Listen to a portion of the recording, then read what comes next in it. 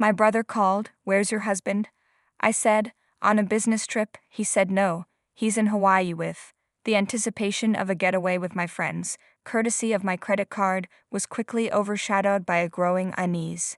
Jack, my husband, had been acting strangely, returning home late, whispering on the phone with his sister Sophia, and displaying an unnerving nervousness around the house. A nagging suspicion festered within me. Was he plotting something behind my back? What do you mean by yours? I demanded, needing an explanation. My suspicions about Jack and Sophia's secret plans were confirmed when he told me he was leaving for a trip today. It's astonishing if he thinks he can deceive me, I thought.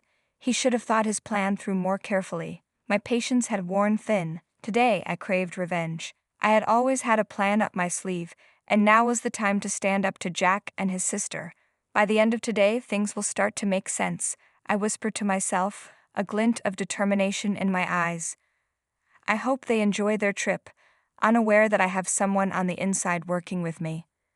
My name is Hazel, and I'm 36 years old. I live with my husband Jack in a comfortable house. I plunged into the working world right after high school, gaining valuable experience and a recommendation from my boss. My hard work paid off, and I earned several certifications, which propelled me to a leadership position in my company at the young age of 23. It was a huge achievement, making me the youngest to ever hold such a position. Hey Hazel, we're about the same age, aren't we?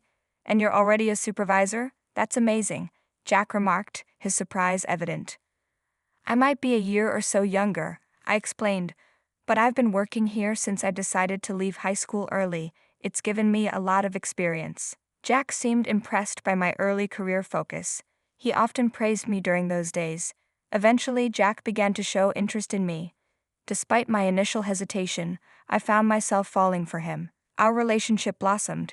We went out for meals, took drives together, and eventually we moved in. Living with Jack, I started noticing his less meticulous habits. I rationalized it as his way of showing trust, of being his authentic self with me. I tried not to let it bother me too much. After some time, Jack proposed, and I accepted. We sat down to discuss our future. I'd love for you to be a stay-at-home wife, Jack suggested.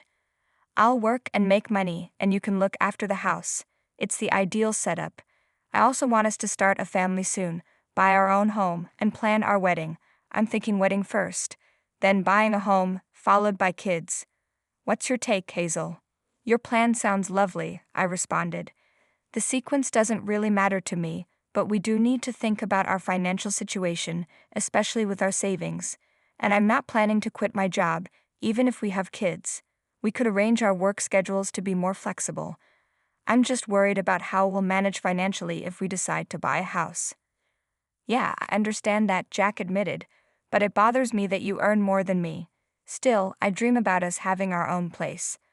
I was hoping we could buy a house right after we get married. That might be difficult, I pointed out, hinting at the challenges ahead. Since I already make more money than you, Jack, let's focus on managing our wedding and getting a house for now. We can think about having kids later and figure out what to do regarding my job at that point. All right, let's go with that plan, Jack agreed. Deep down, I really didn't want to leave my job, but I proposed this idea to keep things balanced.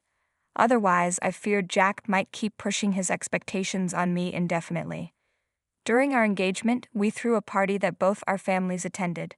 Jack's sister, Sophia, was away traveling, so our wedding was the first time I met her. She barged into the bride and groom's prep room without knocking, sized me up with a smirk, and remarked, "So this is Jack's choice?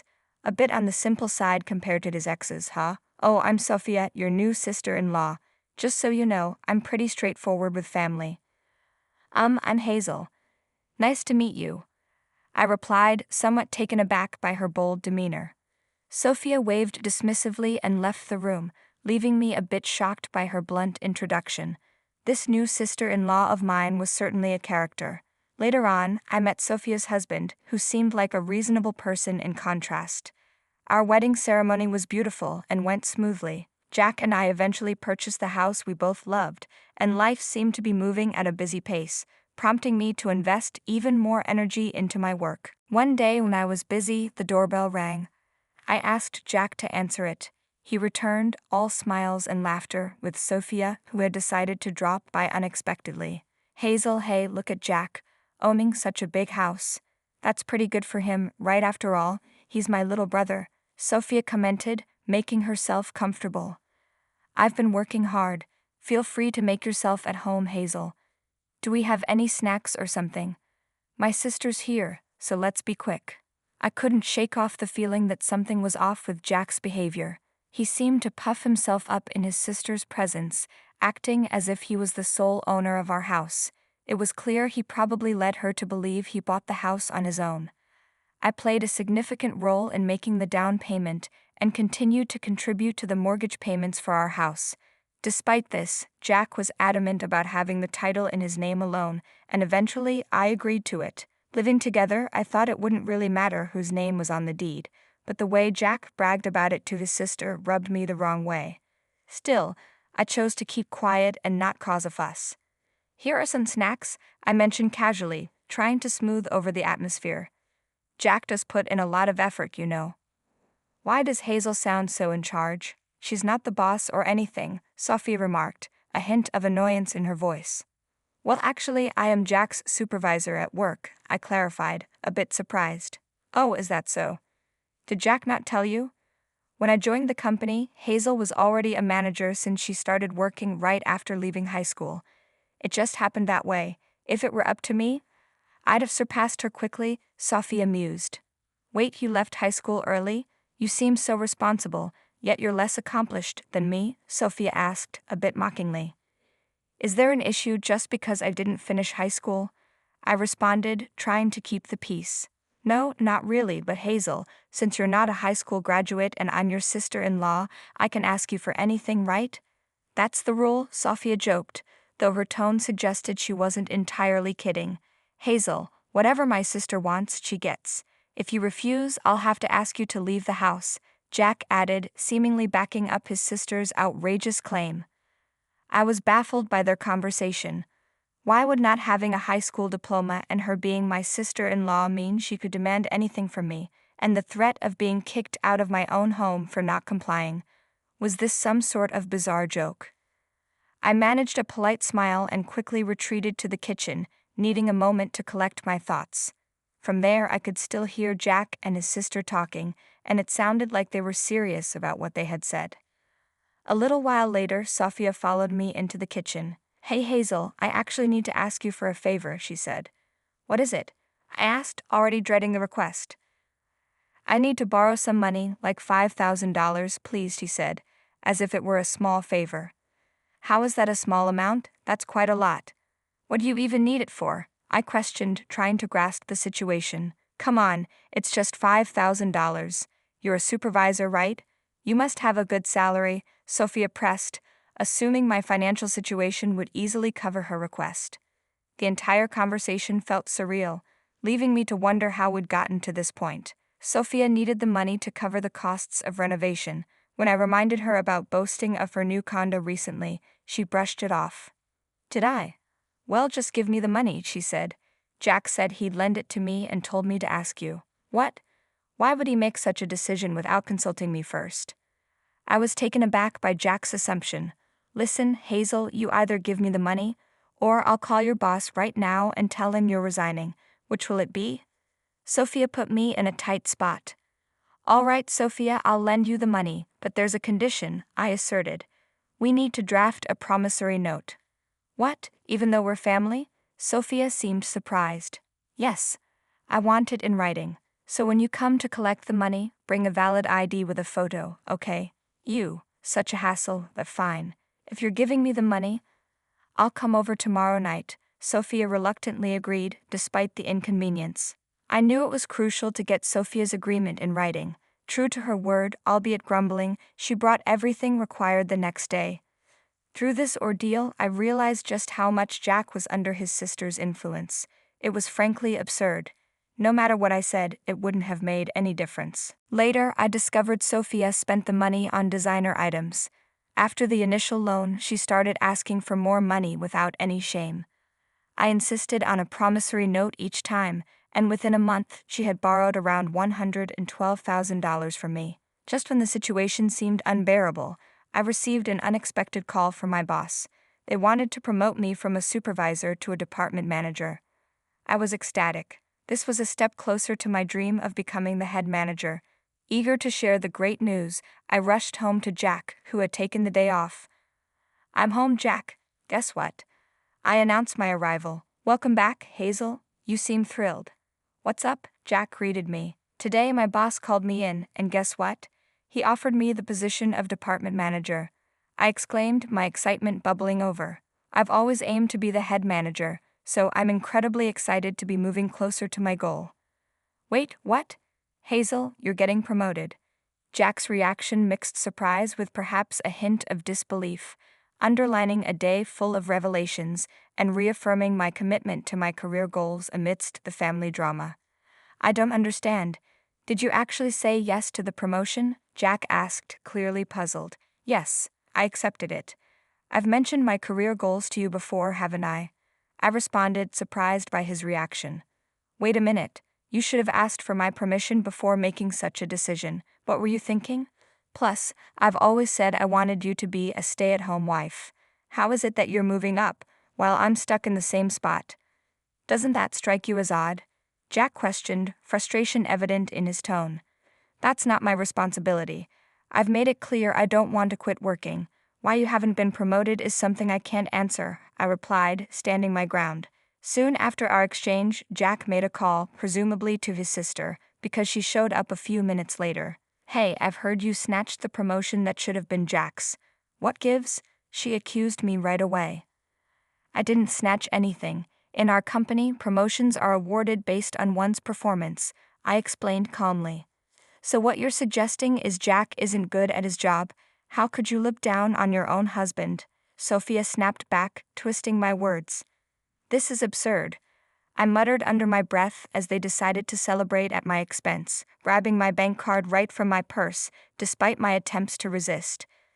They overpowered me, leaving the house with laughter as their parting shot. Tears filled my eyes as I realized the magnitude of my mistake in marrying Jack. Regrets welled up inside me, but it was clear what I needed to do next: find a reputable divorce lawyer. Jack didn't return home that night. The following day at work, he approached me with a smug expression. "Yesterday was so fun. Nothing beats a feast paid for by someone else. Thanks for covering it."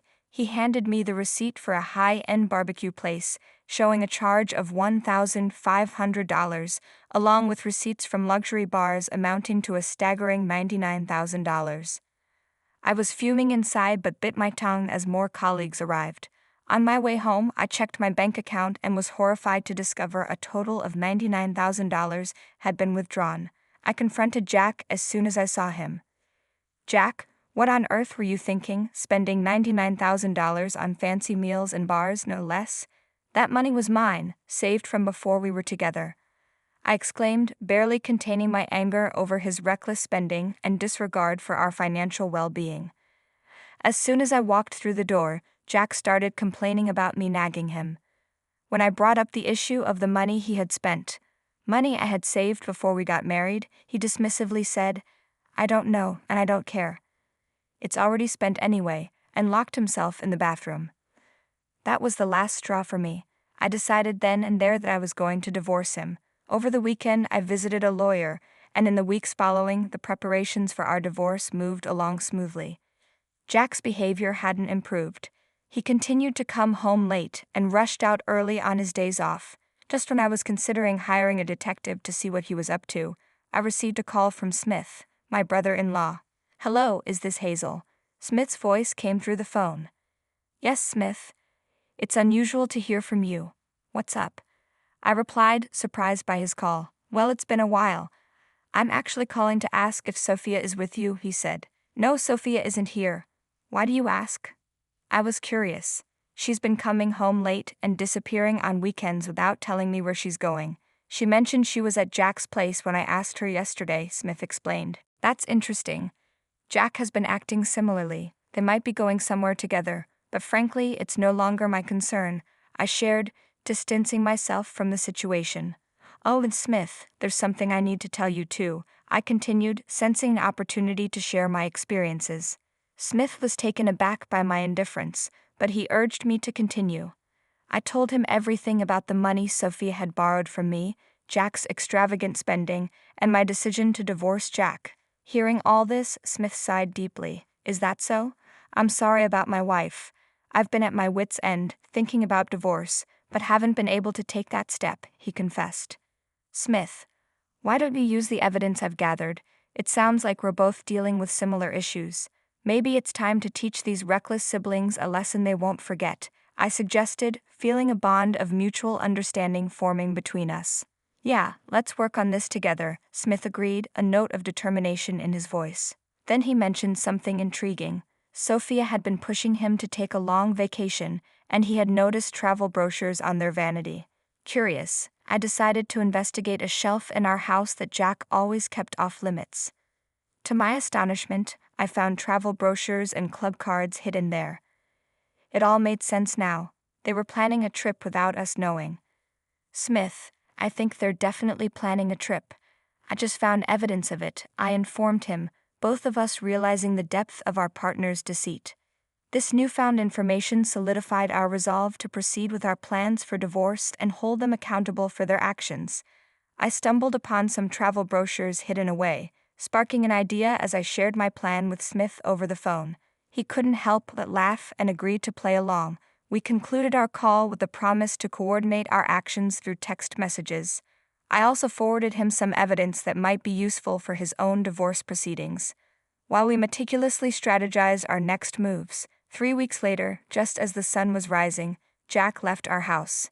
This was part of a plan I was privy to thanks to a heads-up from Smith the previous day.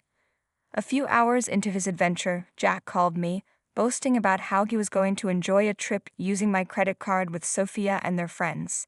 His late nights and secretive phone calls had already aroused my suspicion that they were plotting something. Fortunately, I was ready for their games. Feigning surprise, I asked him to clarify with a smirk in my voice. Jack revealed that they had been planning this trip for a long time and viewed Smith as a safety net in case their plan fell through. They thought I was becoming too confident and decided it was time to teach me a lesson, as he put it. Jack's words were meant to belittle me, suggesting I couldn't stand up to their manipulations, but I was beyond feeling hurt or angry. I felt nothing at all. I questioned Jack about his earlier comment regarding my debit card, playing along with his illusion of victory. Confused, Jack insisted he had taken my card, but I calmly informed him that my card was still with me in my wallet.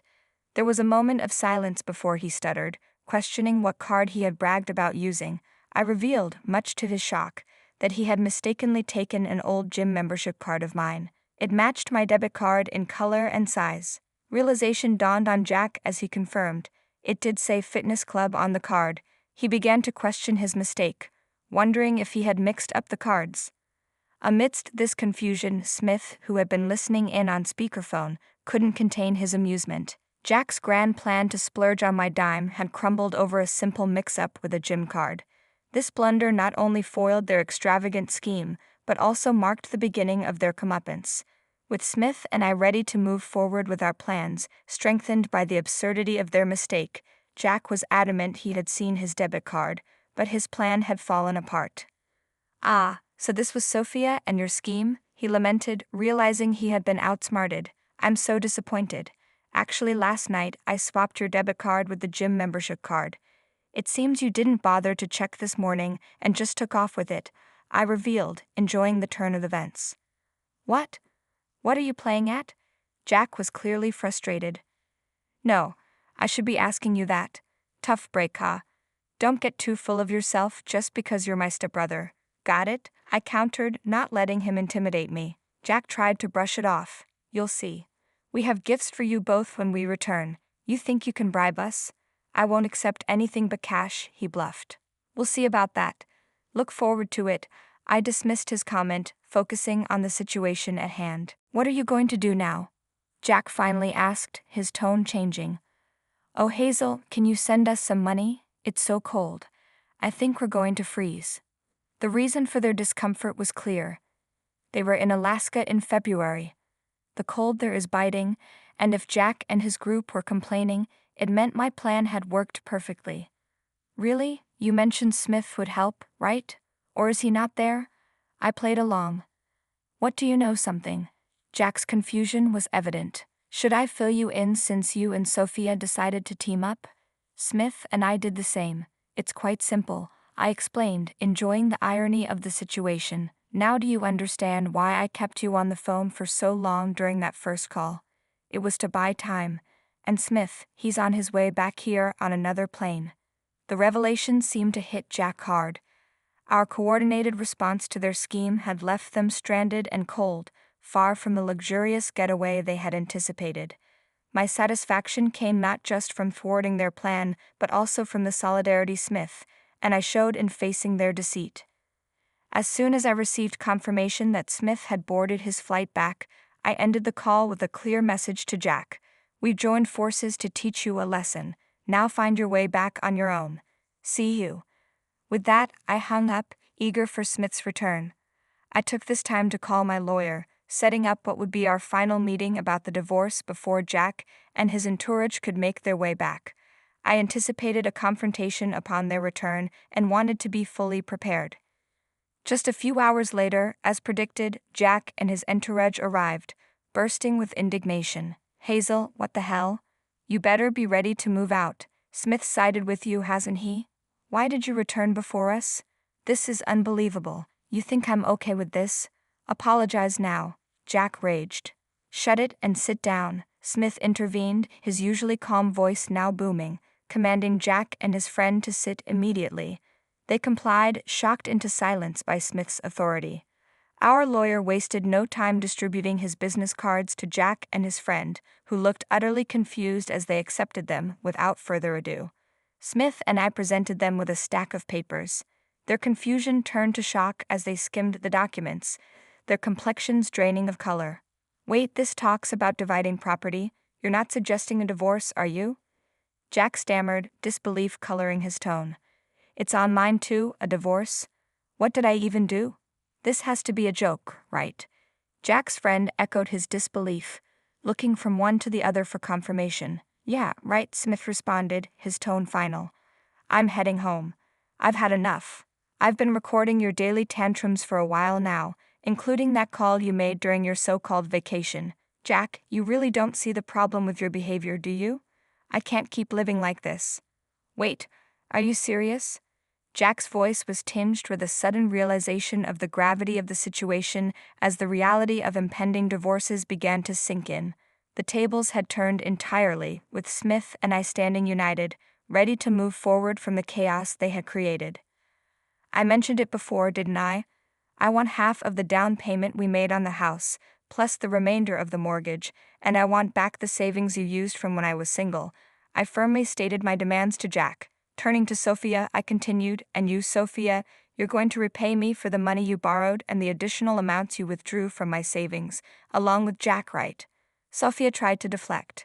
Wait, Jack was the one who bought the house, and I never borrowed or spent any of that money. You're making false accusations. Sophia, please review the documents. There's a promissory note outlining exactly how much you owe, I pointed out, undeterred. No way. I don't know anything about this. Without proof, I'll just dismiss this as useless, she retorted, attempting to downplay the seriousness of the evidence. Both Jack and Sophia acted rashly in response. Jack crushed the recorder under his foot, and Sophia ripped the paper to shreds, both wearing smug looks of defiance. Look here, Jack, destroying that recorder changes nothing. The data is still saved on my computer, and Sophia, that document you destroyed wasn't the original. You've accomplished nothing, I calmly explained, revealing their efforts to be futile. What the hell are you three even trying to do? Jack's frustration was evident. Oops, was my simple reply, highlighting their lack of foresight. To Sophia, I also have a claim against you for all the savings you squandered, not to mention the cozy time you spent with that guy at the bar, I added, revealing more of their misdeeds. Faced with the reality of their actions and the legal repercussions, both Jack and Sophia started to break down, tears streaming down their faces. The financial reckoning was harsh but fair. For Jack, the total came to $135,000, $8,000 for emotional damages, $100,000 for the house's down payment, and $115,000 for miscellaneous expenses. Additionally, there was an upcoming loan repayment of $4,000. Sophia's bill amounted to $35,000, which included $11,000 for miscellaneous expenses and $31,000 for the loan she had acknowledged with a promissory note. As for Smith's claims against Sophia, given her intentional distress and frivolous spending, the total was $135,000, $55,000 for emotional damages, and $80,000 for miscellaneous expenses, all calculated without dividing any assets like condos. This stark financial and emotional toll underscored the consequences of their actions, serving as a potent reminder of accountability and the importance of integrity in relationships. After the fallout, I half expected Jack and Sophia to attempt suing us, given their track record. However, our sharp attorney had already anticipated such moves, including a clause in the settlement paperwork essentially saying, "If you try to sue, you'll surely lose. No one will represent you, and it'll only cost you more. Focus on your repayments instead." With that, we managed to avoid court altogether. I collected my things and left our shared home behind. Word of the whole ordeal somehow reached my workplace, leading to Jack being transferred to another branch, which helped put some necessary distance between us. Not long after, Jack reached out with a message that took me by surprise. "Hazel, I miss you. Life's empty without you. Can we try again? You can focus on your career all you want." But I knew better than to fall back into that cycle. "It's not going to happen. Goodbye," was my firm reply. Then came Sophia, trying to play the family card. "Hazel, think it over about my brother. What if we all live together again? Maybe we just misunderstood each other. I think things could be better." My response to her was just as resolute. "Sophia, it's not going to happen. I'm sorry. Goodbye." Both of them pleaded, but I stood my ground, cutting off all contact. Smith, it turned out, received similar pleas but also chose to ignore them. One day, passing my old house in a taxi, I noticed a for sale sign out front. With the settlement paid in full and all communications cut, I had no clue how Jack and Sophia were faring, nor did I want to know. As for me, I've moved on and up, literally. I bought a condo and settled into my new life. Work has been fantastic, and I was recently promoted to regional director, a role I've long aspired to. Smith and I have also grown closer, finding comfort and compatibility in each other's company. We've gone out a few times, discovering a surprising ease in our interactions. Life has vastly improved post-divorce, confirming my decision was the right one. As for what's developed between Smith and me, well, that's a tale for another day. After watching full story, we'd love to hear your thoughts. Please leave a comment below. Also, don't forget to like, subscribe for more awesome stories like this. Stay blessed and healthy. Thank you for watching and see you in the next story. Bye.